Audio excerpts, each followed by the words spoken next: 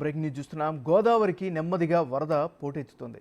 భద్రాచలంలో 43.6 అడుగుల నీటి మట్టం పెరిగింది. ధవళేశ్వరం వద్ద ప్రస్తుతం 8.36 లక్షల క్యూసెక్కుల ఇన్ఫ్లో అవుట్ఫ్లో ఉంది. ప్రభావిత 6 జిల్లాల అధికార యంత్రాంగాన్ని విపత్తు నిర్వహణ అధికారులు అప్రమత్తం చేశారు. లోతట్టు ప్రాంత వాసులను పునరావాస కేంద్రాలకు తరలించాలంటూ ఆదేశాలు జారీ చేశారు. రాజమండ్రిలో ఇప్పటికే 232 మందిని పునరావాస కేంద్రాలకు తరలించినట్లు కలెక్టర్ ప్రశాంతి చెబుతున్నారు. లంక ప్రజలు అలర్ట్గా ఉండాలని సూచించారు.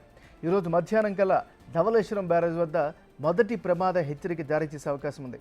ఇప్పటికే భద్రాచలం వద్ద మొదటి ప్రమాద హెచ్చరిక కొనసాగుతోంది. భద్రాచలం నుండి నీటిని దిగువకు విడుదల చేస్తున్నారు. ధవళేశ్వరం వద్ద 10.8 అడుగులకు నీటి మట్టం చేరుకుంది.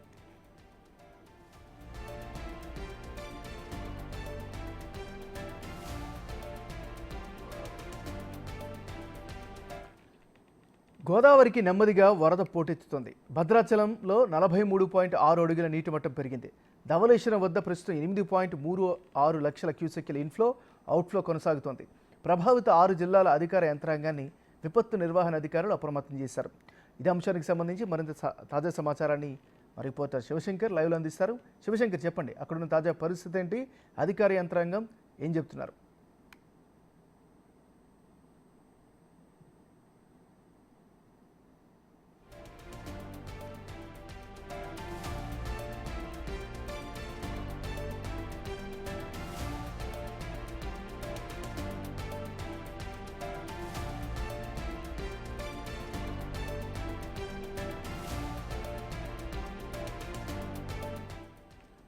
గోదావరికి నెమ్మదిగా వరద పోటెత్తుతోంది. భద్రాచలంలో 43.6 అడుగుల నీటి మట్టం పెరిగింది. ధవళేశ్వరం వద్ద ప్రస్తుతం 8.36 లక్షల క్యూసెక్కుల ఇన్ఫ్లో అవుట్ఫ్లో కనిపిస్తోంది. మనం అప్డేట్ చూస్తున్నాం. గోదావరికి నెమ్మదిగా వరద పోటెత్తుతోంది. భద్రాచలంలో 43.6 అడుగుల నీటి మట్టం పెరిగింది.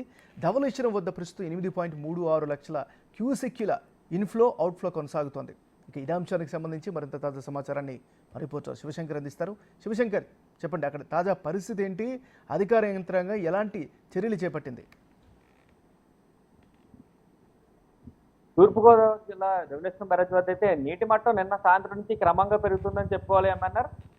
ఏదైతే చూసుకోవచ్చు మనం, వరద కూడా తీవ్ర రూపం రాల్సింది గోదావరి అయితే అని చెప్పుకోవాలి. ఎందుకంటే నిన్న 6 లక్షల క్యూసెక్లుగా ఉన్న నీటి మట్టం ఈ రోజు అయితే ఇదైతే 8,37,000 క్యూసెక్లను 175 గేట్లను విడుదల చేసి సముద్రంలోకి విడుదల చేస్తున్న పరిస్థితి కనిపిస్తూ ఉంది. ఈ నేపథ్యంలో చూసుకున్నట్లయితే పూర్తిగా జిల్లా అధికారులందరూ కూడా యంత్రాంగం అంతా కూడా అప్రమత్తమైందని చెప్పుకోవాలి. ఏదైతే పునరావాస కేంద్రాలను ఏర్పాటు చేయడం కానీ, లంక గ్రామ ప్రాంత వాసులందరినీ కూడా అలర్ట్ చేయడం కానీ, లోతట్టు ప్రాంతాల నుంచి సురక్షిత ప్రాంతాలకు తరలించే ఏర్పాట్లు కూడా పూర్తిగా అధికారులందరూ కూడా చేస్తున్న పరిస్థితి కనిపిస్తుంది.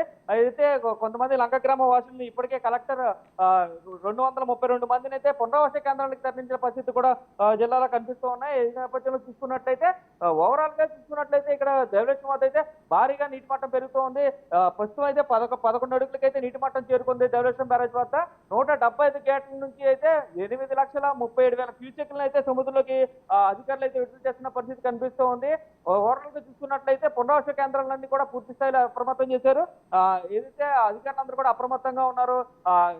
ఏదైతే హెల్ప్ లైన్ సెంటర్స్ అన్ని కూడా ఏర్పాటు చేసి ఉన్నారు. ఎక్కడైనా ఏదైనా ఇబ్బంది అయితే కాల్ సెంటర్ కి కాల్ చేసి తమకు సమాచారం అందివ్వాలంటూ కూడా అధికారులు చెప్తున్న పరిస్థితి ఓవరాల్ గా ఇక్కడ కనిపిస్తూ ఉంది. ఎంఎన్ఆర్ లోతట్టు ప్రాంతాలకు సంబంధించినటువంటి ప్రజలను అప్రమత్తం చేశారా? అక్కడ స్థానికుల వెర్షన్ ఎలా ఉంది మరి? ప్రస్తుతం అయితే ఇక్కడ లోతట్టు ప్రాంత వాసులందరినీ కూడా ఇప్పటికే అలర్ట్ చేసిన పరిస్థితి ఉంది. పునరావాస కేంద్రాలను కూడా ఏర్పాటు చేస్తాం, అక్కడికి రావాలంటూ కూడా అధికారులు కొంతమందికి చెప్తున్న పరిస్థితి కనిపిస్తుంది. ఇప్పటికే 2-3 గ్రామాల ప్రజలను అయితే 232 మందిని ఏదైతే తూర్పుగోదావరి జిల్లాలో అయితే పునరావాస కేంద్రాలకు కూడా తరలించారు. అయితే స్థానికులు మాత్రం కొంతమేర ప్రస్తుతానికి పర్వాలేదు కదా, కొంతమేర నీరు లోపలికి వస్తే మాత్రం మేము వస్తామంటూ కూడా చెప్తున్న పరిస్థితి అయితే ఇక్కడ కనిపిస్తున్నాయి. ఏమన్నారు? Thank you Shivshankar.